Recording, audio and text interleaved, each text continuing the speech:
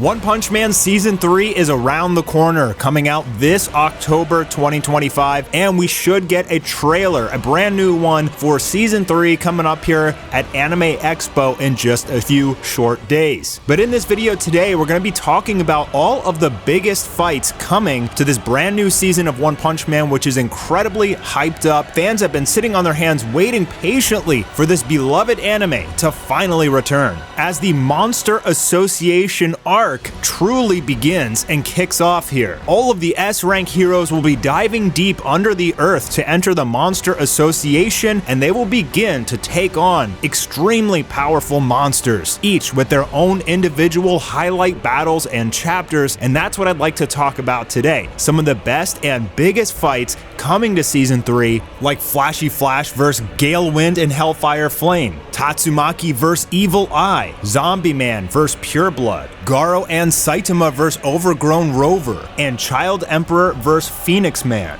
It's essentially S-Class All-Stars vs. Monster Mayhem. And it won't be easy wins. In fact, a lot of these heroes are going to lose, as this season will focus more on the S-rank heroes' struggles and victories, rather than Saitama simply running around and one-shotting everything, although Saitama will have his battles as well. So we're going to break down all of these fights, all of the major moments, all of the special powers. It's going to be a really fun video. Grab your popcorn. But first off, let me say that we don't know the exact episode count for Season 3. So I'm going to exclude the monster cadre, otherwise this video would be like over a half hour long. They may very well be included, their big battles, but we're not sure yet. So just as an FYI, I'm gonna skip over those and go over the other battles. Most of Season 2 was about the introduction of Garo, the hero hunter, and the rest of this season will also continue his story, because ultimately the Monster Association arc ends in this massive battle between Saitama versus Garo, which the whole fandom knows and loves. Unfortunately, the big fight won't be coming in Season 3. We're gonna have to wait for Season 4 for that to get animated, but we are going to get a lot of fights with Garo, primarily the biggest, most hyped one, which will be coming fairly early in the season, is Garo versus the Monster King Orochi. At this point in the story, Garo has already begun his monsterification process, as Giro, the brains behind the Monster Association, is trying to turn Garo actually into the new Monster King. And in order to do that, he has to get Garo to continually battle to near death, essentially getting Zenkai boosts like from Dragon Ball, in which every time he has a near-death battle, he grows exponentially stronger and monsterifies more. This is actually how the Monster King Orochi was created in the first place. And as they have this battle, unfortunately, Garo isn't going to be able to do too much in his modern form, but we will get to see him push his limits, and we will get to see a lot of the capabilities of the Monster King, primarily being able to change his form, take various martial arts styles, in fact, even copying Garo's style, release dragon tentacles that can shoot out heat ray beams that completely decimate opponents. Orochi is a combination of power, projectiles, speed, and transformations. This fight also blesses us with some of the best artwork in the entirety of the One Punch Man series. Now, unfortunately, I believe that the Monster King will be done in CGI. His model is so incredibly complex and detailed that in order to hand draw it in 2D, it would take forever. So although we don't have confirmation, I think it's pretty safe to assume that the Monster King will have a lot of CGI. Hopefully they'll mix it in with 2D to make it less jarring, but we'll have to see. This fight truly encompasses the terrifying nature of what a monster abomination can truly become.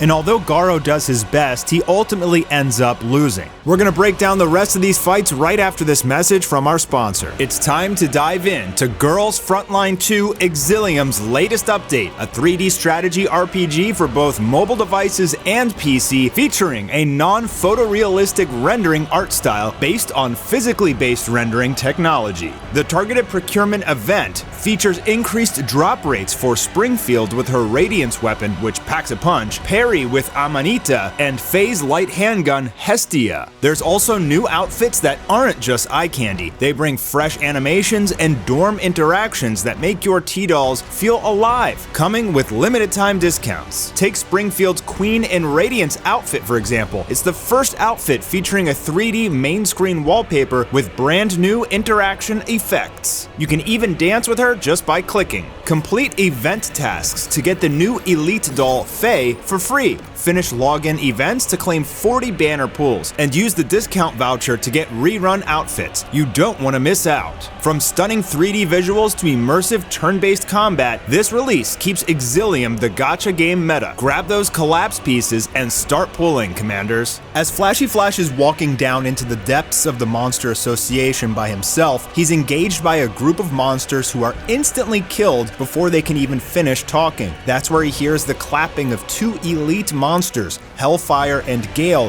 who show off their skill by lighting all of the torches in the hallway with a single sword fling. But before they can even open their mouth, Flashy Flash goes in for the kill, nearly stabbing Gale in the head, but Gale shows off his own speed. Hellfire and Gale make it known that they're also ninja from the same village as Flash, a torturous program which pitted children against each other in order to only graduate the strongest survivors. The battle quickly ensues, with very little communication, as if their childhood trauma immediately kicked in. Flash jumps onto the ceiling but gets stuck in a spiderweb of steel wires as Gale sets a trap throughout the entire tunnel that they're fighting in. Flash shows how little he cares, quickly darting in a spiral, slicing through the walls, attacking unrelentingly. They fall down into a chasm where a high-speed battle ensues, a huge opportunity for JC Staff to show off some incredible Sakuga animation. Flash acknowledges that something is off, and he knows that Hellfire and Gale are holding back. They begin their monster transformation, dramatically increasing their speed and power.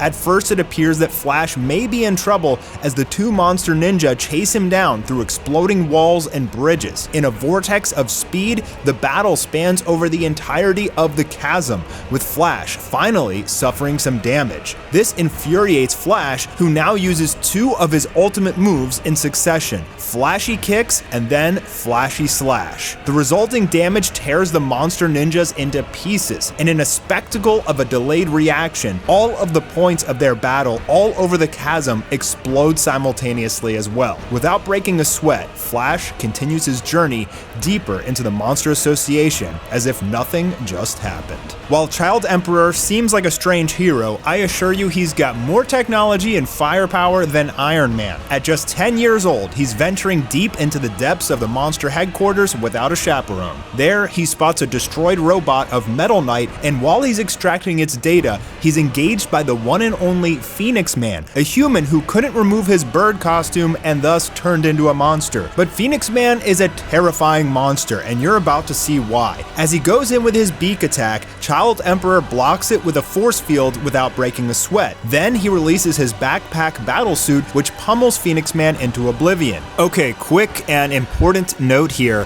Throughout the Monster Association arc, Yusuke Murata redrew several chapters, sometimes even multiples of times. This battle between Child Emperor and Phoenix Man was redrawn 3 times. So I'm going to show you the original, that way at least you won't be spoiled in Season 3 if they end up going with the fully retconned version. There's 2 Orochi battles with Saitama. I like the first one better too, and I really don't know which one they're going to go with for the anime, but I would assume it's the most recently produced one. But for the sake of this video, I'm going to go with the original version. But herein lies the true power of Phoenix Man and the secret to his explosive growth. Whenever he's killed, he resurrects with an immense upgrade. Child Emperor uses his force field wires again, but this time the new Phoenix Man shows off his power, easily breaking through all 5 of them. This pushes Child Emperor to unleash his ultimate weapon, Brave Giant, a Gundam-looking machine that bursts through the walls and equips onto him. With a giant slap, he sends Phoenix Man flying through multiple walls. However, Brave Giant has a flaw, and then he only has 2.5 minutes to use it before the battery runs out. Child Emperor makes full use of it, firing homing missiles, flying kicks, and launching out miniature versions of itself called Little Braves, which can blast heat beams that melt through floors. Phoenix Man retaliates with a variety of special moves himself, to which Child Emperor must block with his his Divider shield. Phoenix Man changes into his Falcon mode, giving him a massive speed boost, but Child Emperor lands an incredible punch. Even though Phoenix Man blocks it, it sends shockwaves throughout the entire area, eventually sending him down into the depths, and it seems like the punch finished the job. But Phoenix Man revives once again, now in his most powerful form, Brilliant Eagle mode. In addition, he revives all of the surrounding monsters as well, including Hellfire and Gale, which were just chopped up by Flashy Flash. With only a few seconds left on his suit, he uses his ultimate move, forming a Kamehameha with his Brave Giant and blasting out his Millennium Emperor Nova, an incredibly massive and destructive blast which shoots straight out through to the surface. Unfortunately, even though it burned up Phoenix Man, he survives, and Child Emperor's suit completely shuts down. But he's got one final trick up his sleeve: a tickle bug, a robot that tickles you until you die or go mad, and Phoenix Man rips off his own suit to try to rid himself of it, ripping off his own powers in the process. Next up is Zombie Man vs. Pure Blood. Zombie Man doesn't seem like much of a hero, let alone an S rank. After all, he only uses guns and an axe, struggling with basic monsters. Eventually, he reaches a special door to which the monsters tell him that the being behind that door is incredibly powerful. As he enters, he sees a bat clinging to the ceiling, or rather, a vampire. The vampire monster, Pure Blood. Coming from a long line of monsters, Pure Blood is vicious, bloodthirsty, and highly intelligent. The standoff between the two is legendary, a zombie versus a vampire in which both of them are seemingly invincible. Without finishing introductions, Zombie Man goes in for the kill, firing his guns, but Pure Blood uses his swift speed to dart around Zombie Man and bite him in the neck. To Pure Blood, Zombie Man's blood is vile and disgusting, probably because it's the remnants of a dead carcass. Zombie Man fires his guns again, this time in an even larger burst, but Pure Blood catches the bullets, flicking them back at Zombie Man and decimating him, as series artist Yusuke Murata displays some of the goriest panels of the series. But Zombie Man gets back up, this time with a hole in his head, brains showing and everything, as his face starts to heal. He whips out his two vampire-slaying swords, going in for the attack, but he's countered by a powerful kick to the head, twisting his neck in the opposite direction. He doesn't hesitate though, firing his guns again, landing a direct hit on Pure Blood and blowing a hole through his chest. But Pure Blood shows off his own regeneration, turning into a swarm of bats that feed on both Zombie Man and the surrounding monsters. As he states, it only took him the blood of 3 monsters to fully heal, both fighters acknowledging that this will be a war of attrition to see who can heal more. Unfortunately for us viewers, the finale of this fight will have to be imagined in our minds, as Pure Blood loses the battle off screen, as we see the bloodied Zombie Man standing over the monster boss's chopped up body. It seems like Zombie Man is leaving the area, but instead he seals the doors shut with over 30 monsters still inside with him. After another brief skip, he exits the doors, missing pieces of his head and his body as he takes a smoke break to heal up and then continue on looking for his next rampage. Tatsumaki has some major psychic battles in the Monster Association arc, but to be frank, I'm not sure the big fight with Psychos will be included in Season 3. That might have to wait until Season 4, but we'll know once we get the episode list. Guaranteed though, however, is her battle against another psychic monstrosity by the name of Evil Eye. One of the coolest designs in the series, Evil Eye is a psychic monster that has the eyes of defeated monsters embedded into his arms to make him incredibly